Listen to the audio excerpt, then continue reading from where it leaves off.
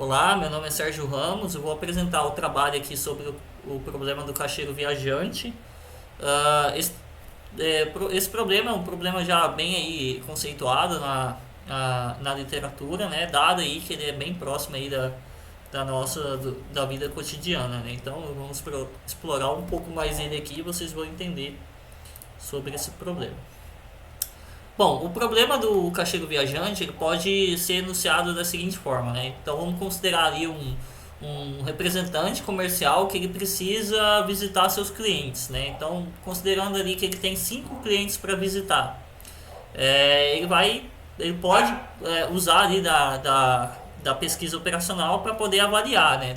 Dado esses 5 pontos, esses 5 clientes ali que eu preciso visitar, qual é o que tem menor ali, o caminho que tem menor custo possível, né?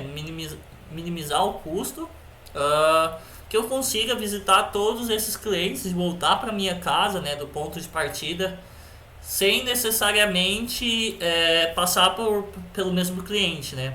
Então seria mais ou menos isso, né? Então ele vai ali basicamente, né? Não pode deixar de visitar nenhum cliente e nem passar 2 vezes pelo mesmo local, né? Retornando ali no local de origem no final.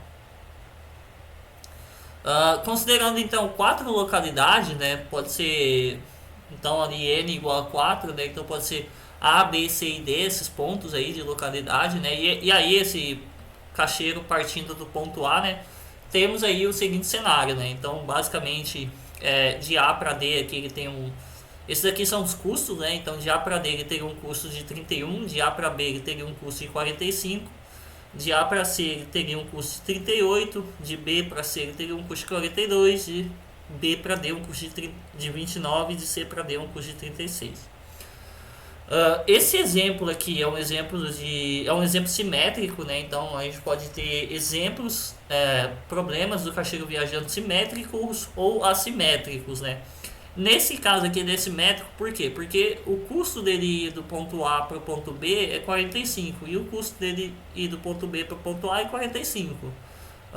Assim para todos os pontos, né? Então o custo de ida é o mesmo custo do custo de volta. Temos alguns exemplos, né? Alguns casos, por exemplo, que o custo pode ser diferente, né? Então vamos avaliar ali quando a gente está viajando de carro aí pelo país, né?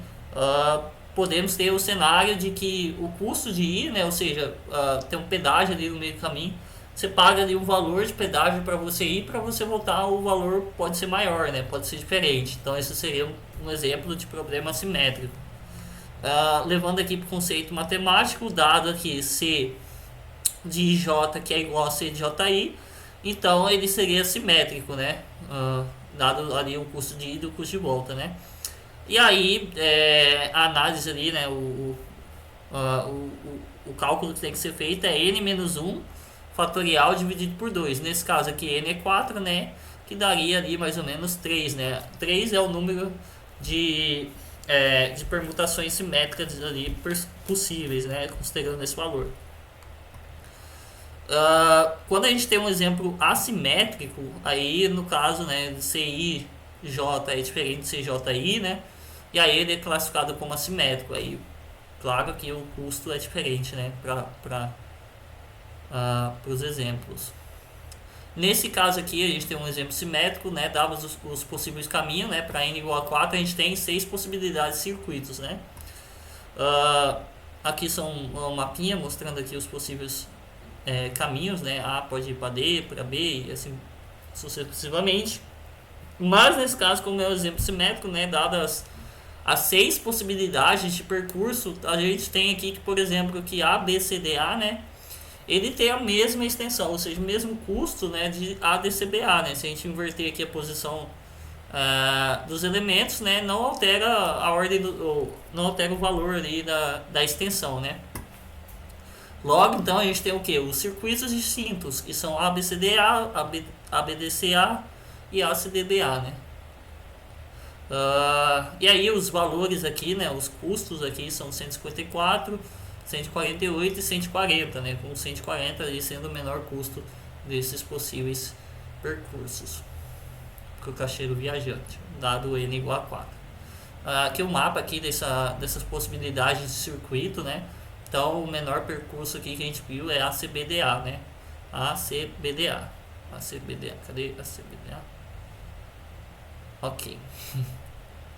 Então, o menor percurso seria esse daqui, de 140, né? Dadas as permutações. Esse é um problema de otimização combinatória, né? Ele é muito, como eu falei no início, ele é muito explorado na literatura, né? Dadas a sua similaridade com exemplos do nosso cotidiano. Então ele é usado para minimização de rotas de veículo, por exemplo, o Google Maps, alguns serviços ali que a gente pode... alguns exemplos, né?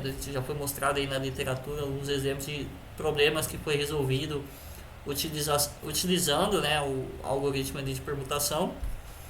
A otimização na perfuração de placas de circuitos impressos, então as placas de computador, né, consegue ali fazer os furos, né, na placa, considerando ali a passagem da corrente elétrica, verificando o menor custo ali, né, entre os espaços ali das perfurações.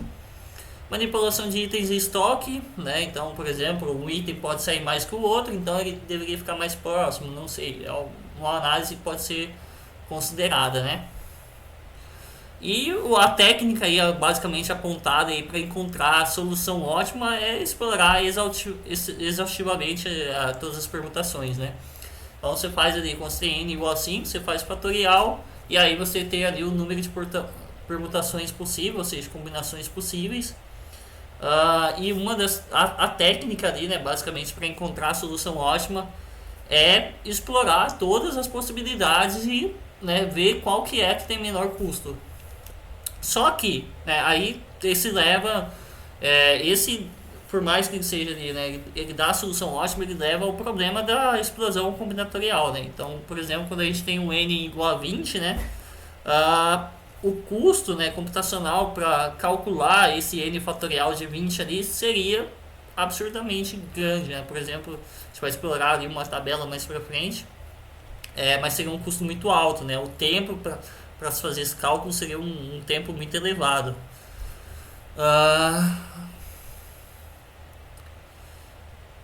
A complexidade do esforço computacional, então eu vou falar aqui, né, vou mostrar aqui algumas possíveis rotas, né, alguns possíveis n's, né, e dado que a gente está considerando aqui n fatorial, né, então ele é muito mais expressivo, os valores são muito mais expressivos do que um número exponencial, né. Então, por exemplo, quando a gente tem aqui um n igual a 5, né, o computador ali consegue fazer mais ou menos 250 milhões de análises de rotas por segundo, que é bastante, né, um computador forte. E aí, né, um número de permutação ali de 12, né, dado o N5, um tempo de processamento ali insignificante, né. Quando a gente tem um N igual a 10, a gente reduz ali o número de rotas, né, porque são mais possibilidades, o computador vai ter mais esforço para analisar essas rotas. E aí o número de permutação já vai para 181 mil, né, o que já aumenta ali expressivamente. O tempo de processamento também é um tempo bem significante. Mas quando a gente tem aqui, por exemplo, um n igual a 20, ele já levaria ali um tempo de 36 anos para poder analisar, né, essas permutações. E dado o n igual a 20, né, o número de possibilidades ali, né, de permutações é um número bem expressivo, né? Então imagina testar exaustivamente todas essas possibilidades e analisar qual que tem menor custo possível, né? Então por isso que ele leva todo esse tempo aí para poder analisar. São modelos de PL, então é um modelo de minimização, né? A gente pode analisar ele como um problema de transporte. Basicamente aqui ele vai fazer as permutações, né? Vai considerar aqui o i igual a 1 e vai permutar, né, até n, assim como aqui o j também vai fazer as permutações e vai analisar ali qual o custo daquela combinação. E aí ele tem algumas restrições, né? Por exemplo, ele tem que partir de um ponto, né? Não pode ficar ali parado em zero, então precisa ser igual a 1 e aí ele vai partir de um ponto até o n ali, né, para i, nesse caso aqui para j, né, j é igual a 1 e aí vai permutar até chegar ali, né, no final do j nesse caso. Para i igual a 1 também, então ele vai analisar as permutações de i né? Precisa partir de um ponto também. E não pode passar pelo mesmo lugar, né? Então são algumas restrições aqui. Essa daqui é a restrição de subrrotas. Então não pode gerar ali subrrotas, tem que passar por todos os caminhos possíveis, né? Fazendo o percurso completo. As variáveis de decisão, né? Não tem as restrições também de não negatividade. São o modelo de PL. Quando a gente fala do problema do castigo viajante, né? Problema de análise combinatória, né? Na PL, né? Programação linear, na pesquisa operacional, a gente tem ali os métodos exatos, né? Que vai garantir a otimidade da solução, mas no entanto, né? A gente viu ali no esforço computacional, quando busca-se, né, o resultado exato, ou seja, a melhor solução possível, quando você tem um N muito grande, o esforço computacional para se calcular aquela solução ótima às vezes não compensa, né? Provavelmente você morreria para ver um computador fazer esse cálculo, né? E aí utiliza esse bom senso dos métodos heurísticos, né? Métodos heurísticos trazendo um pouco o conceito humano, né? Da visão das coisas. Então, por exemplo, o humano consegue saber, dado as possibilidades que eu tenho aqui, qual que é o melhor caminho aqui na minha análise que tenha o menor custo possível. Isso o humano consegue enxergar, né? O computador ali colocando algumas restrições, né? Por exemplo, análise. Tô nesse ponto aqui, vou analisar aqui todas essas possíveis rotas, qual que tem o menor custo possível. Então é um formato ali de colocar no computador para fazer esse cálculo, né? Então o que o método heurístico faz? Ele vai utilizar ali do bom senso, ele vai analisar as melhores oportunidades, as melhores possibilidades e vai caminhar, né, conforme as melhores alternativas ali, dado o ponto que ele está, né? É basicamente isso. Ele pode aplicar ali técnicas heurísticas que reduzem, né, a complexidade da busca em busca das melhores soluções, né? Então ele não vai garantir a melhor solução, a otimidade da solução, mas garante uma solução de qualidade, né? Então a gente tem aqui alguns métodos de heurística de busca. Tem a heurística do vizinho mais próximo. A heurística do vizinho mais próximo, basicamente ele vai olhar, né? Então você está ali, né? Escolhe um ponto ali, né, da localidade. Daquele ponto ali você vai analisar dos meus vizinhos aqui mais próximos, quais dele tem o melhor, qual tem o melhor custo, né? O menor custo nesse caso. E aí, dado essa análise, ele vai partir para isso que tem o menor custo. Chegando no que tem o menor custo, ele vai fazer novamente essa análise dos meus vizinhos aqui, qual tem o menor custo possível. E aí ele vai caminhando assim, né, galgando ali cada passo, dado os menores custos possível. Vai garantir a solução ótima? Não necessariamente, mas garante uma qualidade, uma solução de qualidade, né? E aí ele vai repetir até que todas as localidades tenham sido visitadas, né?